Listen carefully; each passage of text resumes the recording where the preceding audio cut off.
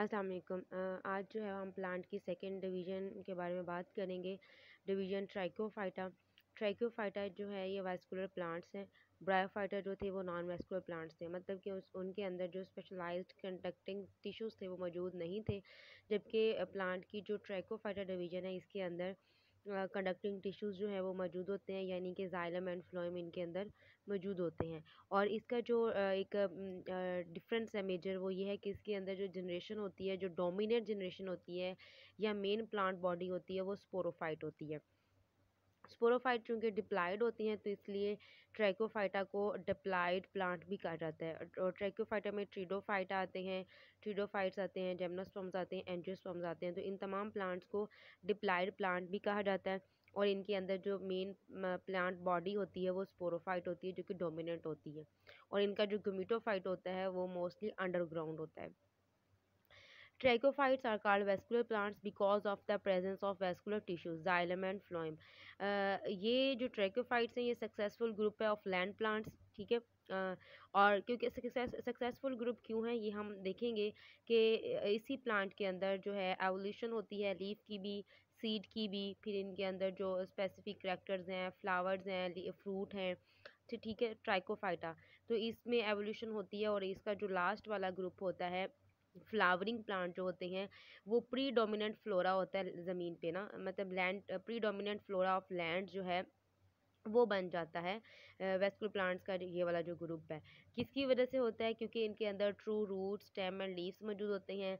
Vascular systems इनकी root, stem और leaves के अंदर होता है। इनके अंदर प्रोटेक्टिव स्पोरेंजिया होता है और सीड मौजूद होते हैं, ठीक है। और पोलन ट्यूब जो होती है for safe and water independent transmission of male gametes to female gamete.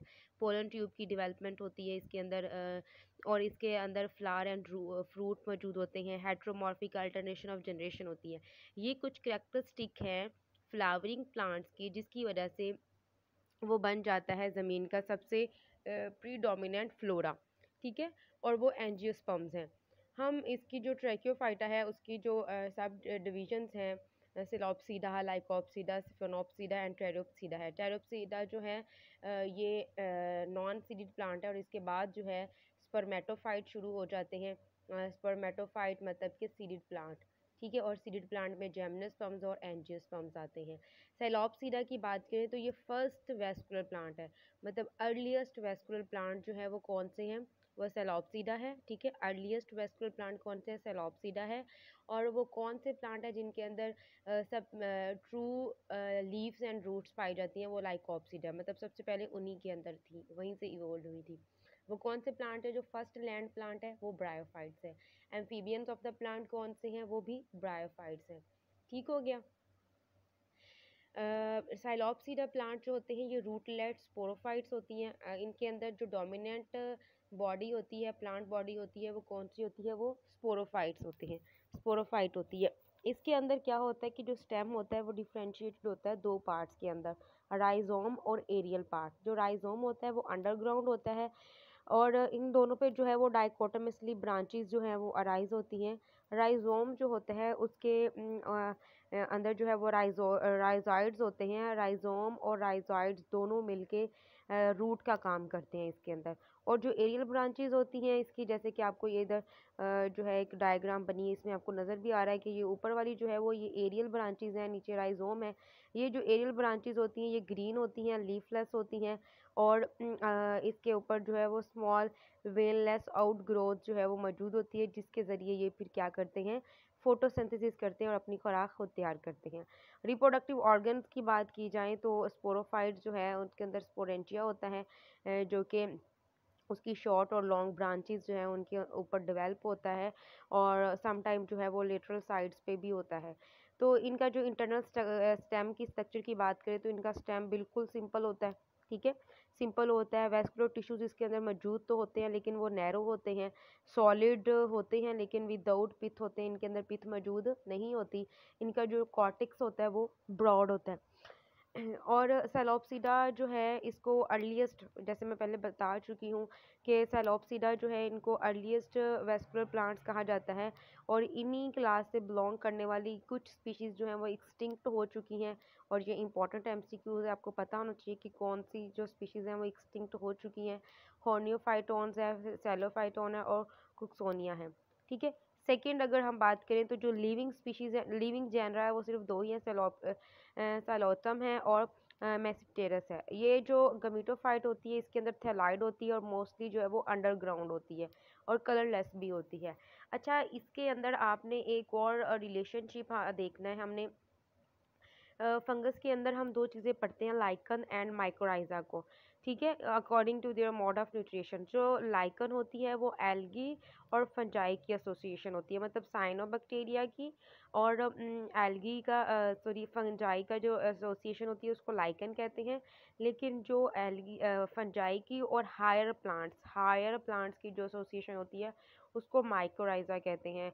या फंजाई और ट्राइकोफाइटा की या फिर फंजाई और वेस्कुलर प्लांट्स की जो एसोसिएशन होती है उसको क्या कहते हैं, माइकोराइजा कहते हैं। और ये सारी जो है वो एक दूसरे के अल्टरनेटिव जो टर्मिनोलॉजीज हैं जो यूज़ होती हैं। ठीक है, हो गया। अब क्या कहते हैं कि it cells contain a fungus which provides food to the gametophyte and in return gets protection from it. अच्छा, इसके जो सेल्स होते हैं वो फंगस पर मुश्तमिल होते हैं, तो ये क्या करते हैं, फंगस जो है वो इनसे खुराक लेती है और रिटर्न में इनको क्या करती है, प्रोटेक्शन प्रोवाइड करती है। तो ये एक बेनिफिशियल सिम्बायोटिक रिलेशनशिप होता है दो मेंबर्स के दरमियान में, ठीक है, जिसको साइम्बोसिस कहते हैं या माइकोराइजियल एसोसिएशन कहते हैं। यहाँ इस सैलोप्सीडा के बाद, सैलोटियम के बाद जो है एवोल्यूशन होती है लीफ की। उससे पहले जो है जस्ट वो एक आउट ग्रोथ होती थी, लेकिन उसके बाद फिर क्या है, लीफ की जो है एवोल्यूशन हुई, लीफ इवोल्व हुए। कैसे हुए कि कुछ जो लीफ है वो सिंगल वेन है और कुछ जो है वो मल्टी वेन्स हैं। जो सिंगल है उनको माइक्रोफिल कहते हैं और जो मल्टी वेन लीफ है उनको मेगाफिल्स कहते हैं। जो अर्ली वेस्कुलर लैंड प्लांट्स हैं, लाइक जो अभी हम पढ़े हैं, साइलोटम के बारे में बात की है, उनके पास ट्रू लीव्स और रूट्स नहीं थी। ठीक है। उनके अंदर they were small in size with dichotomously branched, erect, smooth aerial parts and equally strong subterranean anchoring and absorptive rhizome। मतलब उनका साइज छोटा था, उनके पास डाइकोटोमसली ब्रांचेस थी जो कि इरेक्ट थी, बिल्कुल सीधी थी, स्मूथ एरियल पार्ट्स थे, लेकिन उनके पास लीफ नहीं थे, ट्रू लीव्स नहीं थे। कुक्सोनिया की अगर बात की जाए तो उसका भी सेम स्ट्रक्चर लेआउट है, लेकिन उसके जो स्टेम थे वो नेक्ड ही थे, उनके ऊपर लीफ नहीं थे। सही है। ऐसे प्लांट्स जो हैं उन फिर उन्होंने क्या कर दिया कि एक स्केल लाइक आउट ग्रोथ जिसको लीफ कहने लगे, वो उनके अंदर प्रोड्यूस्ड होना शुरू हो गई, लेकिन उनके अंदर वेस्कुलर टिश्यूज़ मौजूद नहीं थे। ठीक है, उनके अंदर जो है वो वेस्कुलर टिश्यूज़ मौजूद नहीं थे। अच्छा, यहाँ पे मैं आप लोगों को एक बात बताऊँ कि यहाँ पे दो हाइपोथेसिस भी हैं। हाइपोथेसिस वो होते हैं ना जिसमें मतलब सोचा जाता है कि ऐसा हो सकता है, जो रिजेक्ट हो जाते हैं। तो इसमें दो हाइपोथेसिस हैं। एक हाइपोथेसिस था आउटग्रोथ का, जैसे मैंने अभी बात भी की है कि आउटग्रोथ थी, उनमें जस्ट एक पाइप लाइक स्ट्रक्चर मौजूद होता था, लेकिन उन लीफ के अंदर जो है वो सप्लाई नहीं थी वास्कुलर प्लांट्स की, तो ये एक आउटग्रोथ हाइपोथेसिस था। और एक था रिडक्शन हाइपोथेसिस था कि उसके अंदर जो ब्रांचेस थी वो रिड्यूस्ड फॉर्म में रिड्यूस्ड हो जाती थी और एक ही ब्रांच में कन्वर्ट हो जाती थी। तो लेकिन ये दोनों हाइपोथेसिस जो है वो कंसिडरेबल नहीं थे, और ऐसे जो आउटग्रोथ है, सिंपल सिंगल आउटग्रोथ थी, लेकिन उनके अंदर जो है वो सप्लाई नहीं थी वास्कुलर प्लांट्स की, तो इसलिए उनको लीफ नहीं कहा जाता था, कहा जा कहा जा सकता था। जो फर्स्ट प्लांट थे जिनके अंदर ट्रू लीव्स एंड रूट्स थे वो लाइकोपोड्स थे, लाइकोप्सीडा जिसको कहते हैं, लाइकोपोड्स हैं। और लाइकोपोड जो है, लाइकोपोडियम इसको कहते हैं, इसके जो लीफ थे वो माइक्रोफिल्स थे, मतलब सिंगल वेन थे। ठीक है, स्मॉल थे साइज में, और हर लीफ के अंदर एक ही वेन होती थी जो कि अनडिवाइड थी, मतलब एक ही दरमियान में मिड रिब होती थी, डिवाइड नहीं थी, वेनलेट्स नहीं थी उसकी, इसलिए उनको माइक्रोफिल कहते थे। फिर जो लार्ज लीफ हैं वो जो है वो इसके बाद इवोल्व हुए हैं। ठीक है, large leaf having divided veins, large leaves having divided veins and veinlets with an expanded leaf blade are lamina are known as a megaphylls. मेगाफिल्स जो होते हैं वो फंस और सीड प्लांट्स, ये उनकी करेक्टरिस्टिक्स हैं। जो फंस हैं वो लाइकोप्सिडा और साइनोप्सिडा के बाद जो है वो फंस इवोल्व होती है, मतलब फंस आते हैं। और उससे पहले जो है लाइकोप्सिडा मतलब लाइकोपोडिया जो हमने अभी पढ़ा है, लाइकोपोड्स जो है उनके अंदर माइक्रोफिल्स होते हैं, सिंगल वेन्स होते हैं। और उसके बाद जो है वो मेगाफिल्स आते हैं, मतलब मल्टी वेन्स जो है लीफ होते हैं। और फर्दर जो सीड प्लांट्स हैं जेमनोस्पर्म्स और एंजियोस्पर्म्स, उनके अंदर ये मेगाफिल्स जो है वो मौजूद होते हैं। अच्छा, कहा जाता है कि आज से तकरीबन 350 मिलियन ईयर्स अगो जो है जो प्रिमिटिव सैलोपसीड सैलोपसीडा थे, उनके अंदर मेगाफिल जो है उनकी एवोल्यूशन जो है वो स्टार्ट हो चुकी थी। ठीक है, हो चुकी थी। और ये अज्यूम्ड किया जाता है कि जो मेगाफिल है उनकी मेगाफिल की जो एवोल्यूशन है उनकी एक सीरीज मतलब एवोल्यूशनरी सीरीज चली थी स्टेप बाय स्टेप, जो कि 15 से 20 साल मिलियन ईयर्स अगो में, मतलब 15 से 20 मिलियन ईयर्स में वो कंप्लीट हुई थी। ठीक है। अच्छा, वो सीरीज कैसे चली थी? वो ऐसे चली थी। ये जो आपको पिक्चर नज़र आ रही है इसमें आप देखें ज़रा, तो यहाँ पे ये फर्स्ट वाली पिक्चर है। यहाँ पे डिवीजन हो रही है लेकिन अनइक्वली डिवाइड हो रहे हैं, कोई छोटी है कोई बड़ी है, कोई बहुत ही छोटी रह गई है। तो ये जो अनइक्वल डिवीजन थी इसको जो है नाम दिया गया ओवरटॉपिंग का। ठीक है, ओवरटॉपिंग हो गई। फिर ओवरटॉपिंग के बाद जो ये थी ये मिलके, जैसे कि आपको नज़र आ रहा है, वो एक प्लेन में जो वो अनइक्वल ब्रांचेस थी वो एक इक्वल साइज की जो एक ही प्लेन में वो आ गई, प्लेनेशन में। ठीक है, प्लेनेशन में जब आ गई तो उनके दरमियान में जो स्पेसिस थी उनके दरमियान पैरेन्काइमा जो सेल्स हैं वो डेवलप होना, मतलब वो बनना शुरू हो गए, जिससे वो फिलअप हो गए और एक लैमिना, एक ब्लेड लाइक स्ट्रक्चर उन्होंने बना ली। ठीक है, तो इस तरह से मेगाफिल जो है उनकी एवोल्यूशन हुई है।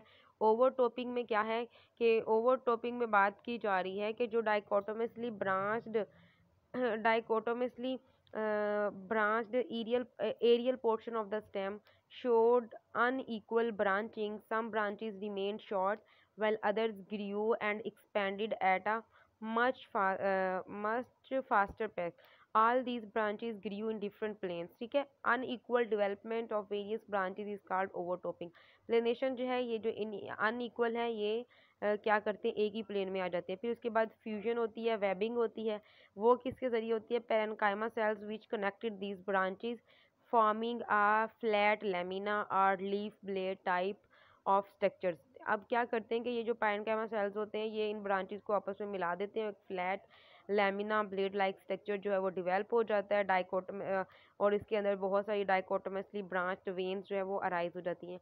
और तभी जो है रेटिकुलेट विनेशन पैटर्न जो है वो भी उसके रिजल्ट में जो है वो सामने आते हैं। और कहते हैं कि ये जो एवोल्यूशन प्रोसेस था लीफ मेगा फील्ड्स की एवोल्यूशन का जो प्रोसेस था ये एकदम से नहीं कंप्लीट हो गया, बल्कि ये 15 से 20 मिलियन साल इसको लगे थे, फिर जाके ये कंप्लीट हुआ था। लाइकोप्सिडा की बात की जाए तो लाइकोप्सिडा जो है इसको क्लब मॉस भी कहते हैं और क्लब मॉस कहते हैं। और इसमें मैं आपको ये वाली स्ट्रक्चर दिखाती हूँ, ये जो मैंने रफ सी ड्रा की हुई है। इस स्ट्रक्चर में आप नीचे देखें तो ये जो लीफ है, ठीक है, ये मेगाफिल्स हैं। ठीक है, ये लीव्स हैं इसके, सॉरी ये माइक्रोफिल्स हैं क्योंकि ये लाइकोपोड्स हैं। और लाइकोपोड्स के अंदर मैक्रोफिल्स ही थे, मतलब सिंगल वेन लीफ थे, सिंपल लीफ थे, सिंगल वेन। तो ये एक दूसरे के जो है वो ऑपोजिट भी हैं और ये स्पाइरल फॉर्म में भी मौजूद होते हैं। ये जो आपको सेकंड पे नज़र आ रहा है तो ये क्या है? ये है स्पोरोफिल है। ये क्या है? ये स्पोरोफिल है। स्पोरोफिल क्या होते हैं? ऐसे लीफ होते हैं, ऐसे लीफ होते हैं जिसके ऊपर स्पोर्स मौजूद होते हैं, मतलब स्पोर बेरिंग लीफ को स्पोरोफिल्स कहते हैं। और ये जो ऊपर आपको स्ट्रक्चर नज़र आ रही है ये स्ट्रोबिलस है। और ये स्ट्रोबिलस कैसे बना है? ये स्पोरोफिल्स जो है इकट्ठे होके इन्होंने एक स्ट्रोबिलस लाइक स्ट्रक्चर जो है वो बना ली हुई है। ठीक है, अब लाइकोप्सिडा की बात करें तो लाइकोप्सिडा जो है ये इसकी जो स्पोरोफाइट जनरेशन होती है वो डिफ्रेंशिएटेड होती है किसके अंदर, इसकी जो लाइकोप्सिडा की जो स्पोरोफाइट जनरेशन होती है वो डिफ्रेंशिएटेड होती है रूट्स के अंदर, स्टेम और ट्रू लीव्स के अंदर। ये जो लीव्स होते हैं स्मॉल होते हैं और सिंगल वेन्ड होते हैं, ठीक है। और इसलिए इसको माइक्रोफिल्स कहते हैं। इनकी जो अरेंजमेंट होती है लीव्स की वो स्पाइरल होगी या फिर ऑपोजिट होगी। स्पोरेंजिया जो है वो सिंगली जो है डेवलप होता है स्पोरोफिल्स के ऊपर, और ये जो स्पोरोफिल्स होते हैं मतलब सम टाइम ये अरेंज हो जाते हैं और सम टाइम नहीं होते, और जब ये अरेंज्ड होते हैं तो ये मिलके एक स्ट्रोबिलस बना देते हैं। स्पोरोफाइट जो होती है उसके अंदर जो स्पोरेंजिया होता है उसमें एक तरह के स्पोर प्रोड्यूस होते हैं या फिर दो तरह के होते हैं। एक तरह के होंगे तो वो होमोस्पोरस कहलाएंगे, जैसे कि लाइकोपोडियम जो है उसके अंदर एक तरह के स्पोर्स ही प्रोड्यूस होते हैं। लेकिन अगर दो तरह के माइक्रोस्पोरेंजिया एंड मेगास्पोरेंजिया जैसे कि आपको इधर नज़र आ रहे हैं, ठीक है, अगर इस प्रोड्यूस्ड होंगे तो वो फिर स्लैजिनीला एग्जाम्पल होगी और उसको हेट्रोस्पोरस कहेंगे। लाइको लाइको लाइकोप्सिडा जो है, लाइकोप्सीड्स जो होते हैं इनको क्लब मॉसिस भी कहते हैं, स्पाइक मॉसिस भी कहते हैं। क्यों कहते हैं? क्योंकि जो इसकी स्ट्रॉबेरी की ब्रांच शेप होती है और इसके अंदर जो स्मॉल लीफ होते हैं ना वो मॉसिस से रिजेंबल कर रहे होते हैं। फिर इसके अलावा जो स्पोरोफाइट के अंदर स्पोर्स प्रोड्यूस्ड होते हैं उनकी अकॉर्डिंग, ठीक है, उनके अकॉर्डिंग जो है इनको होमोस्पोरियस या पर फिर हेट्रोस्पोरियस कहते हैं। होमोस्पोरियस या फिर हेट्रोस्पोरियस कहते हैं, और ये हेट्रोस्पोरियस कहते हैं, और इस ऐसी कंडीशंस को होमोस्पोरी और हेट्रोस्पोरी कहते हैं। स्लैजिनेला जो होता है वो रिजेंबल्स करता है जो सीड प्रोड्यूसिंग प्लांट्स होते हैं। अच्छा, क्यों रिजेंबल करते हैं? स्पोरस होने की वजह से, क्योंकि इसके अंदर दो तरह के स्पोर्स मौजूद होते हैं, मतलब माइक्रो भी होते हैं और मेगा भी होते हैं, जो कि करेक्टरिस्टिक है सीड प्लांट्स की, ठीक है। सीड प्लांट का ये जो करेक्टर है तो इसलिए ये रिजेंबल फ्लैजिनेला करता होता है सीड प्लांट्स स्पर्मेटोफाइट्स प्लांट के साथ। और इसके अलावा जो इनकी गमीटोफाइट होती है वो अंडरग्राउंड होती है। सिफेनोप्सिडा की बात करें तो इसको हॉर्स टेल या फिर आर्थ्रोफाइट्स कहते हैं, एर्थ्रोफाइट्स कहते हैं। अच्छा, एर्थ्रोफाइट इसलिए कहते हैं, ये आपको स्ट्रक्चर नज़र आ रही है। अब देखिए इसके जॉइंट्स हैं, मल्टीपल जॉइंट्स होते हैं इसलिए इसको आर्थ्रोफाइट्स भी कहा जाता है। Horse tail the sporophyte is differentiated into root, stem and leaves, और ये स्केल लाइक स्ट्रक्चर में ये एक्सपेंडेड होते हैं और एक वर्ल्स फॉर्म में, यहाँ पे आपको नज़र आ रहा है कि ये वर्ल्स लहरें मतलब लेयर्स बनी हुई हैं, एक के बाद दूसरी, दूसरी के बाद तीसरी, तो ये वर्ल्स फॉर्म में जो है वो अरेंज्ड होते हैं। Plants belonging to this group are also called arthrophytes because the whole plant body is composed of large number of joints. इसका जो मेन स्टेम होता है वो स्मूथ नहीं होता है, जाहिर सी बात आपको नज़र आ रहा है कि इसके जो नोड्स की वजह से, रिजिस की वजह से, फरोज की वजह से ये जो है वो स्मूथ नहीं होता, और हर नोड के ऊपर आपको वर्ल्स जो हैं वो डिफरेंट नज़र आ रही हैं। स्पोरेंजिया जो है होता है जिसके ऊपर प्रोड्यूस्ड होते हैं, स्पोरेंजिया जिस स्ट्रक्चर के ऊपर प्रोड्यूस्ड होता है उसको स्पोरेंजियोफोर्स कहते हैं, और वो मिलके एक एग्रीगेटेड फॉर्म में अगर मौजूद है तो उसको स्ट्रोबिलाई कहते हैं। इसके जो स्पोरेंजियोफोर्स होते हैं वो सिलेंडर लाइक स्टाक होते हैं, जो कि एक फ्री एंड पे जो है वो एक डिस्क फॉर्म में एक्सपेंडेड होते हैं, ठीक है। और डिस्क की जो अंडर साइड होती है वहाँ पे स्पोरेंजिया जो है वो अपेयर होते हैं। इसका जो थैलाइड होता है, जो गमीटोफाइट होता है वो थैलाइड होता है, जो कि मड या फिर सॉइल, क्ले सॉइल के ऊपर ग्रो करता है। ठीक, होप्स हो कि आप सब लोगों को जो है वो अच्छे से समझ आ चुकी होगी, और मैं फिर रिपीट कर रही हूँ इस बात को कि आप लोगों ने इसको जो है जस्ट अंडरस्टैंड करना है, रट्टाबाजी नहीं करनी, कंसेप्ट अपनी चीज़ें माइंड में बिठाना है इसका।